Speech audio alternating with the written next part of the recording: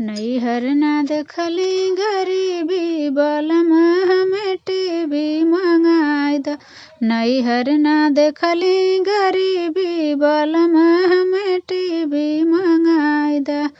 चाहे ससुरे जी के खेत बिकी जई है, चाहे ससुरे जी के खेत बिकी जई है, चाहे बिके उनकर बीबी बलमा हमें टीवी मंगाई द।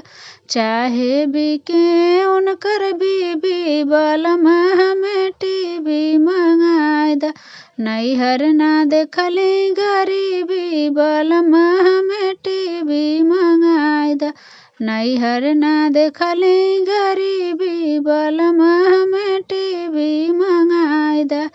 चाहे जेठ जी के गाड़ी बिकी जई है, चाहे जेठ जी के गाड़ी बिकी जई है, चाहे बिके उनकर बीबी बलमा हमें टीवी मंगाई द।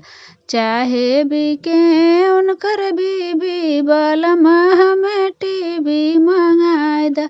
नैहर ना देखली गरीबी बलमा हमें टीवी मंगाई द।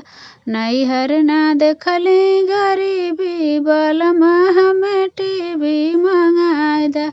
चाहे देवरे जी के बुलेट बिकी जई है, चाहे देवरे जी के बुलेट बिकी जई है, चाहे बिके उनकर बीबी बलमा हमें टीवी मंगाई द।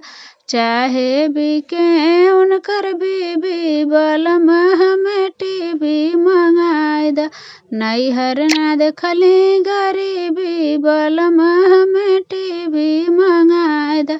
नैहर ना देखली गरीबी बलमा हमें टीवी मंगाई द। चाहे बलमा जी आप बिकी जाई, चाहे बलमा जी आप बिकी जाई, चाहे बिके आपका दीदी बलमा हमें टीवी मंगाई द। चाहे बिके आपका दीदी बलमा हमें टीवी मंगाई द। नैहर ना देखली गरीबी बलमा हमें टीवी मंगाई द। नैहर ना देखली गरीबी बलमा हमें टीवी मंगाई द।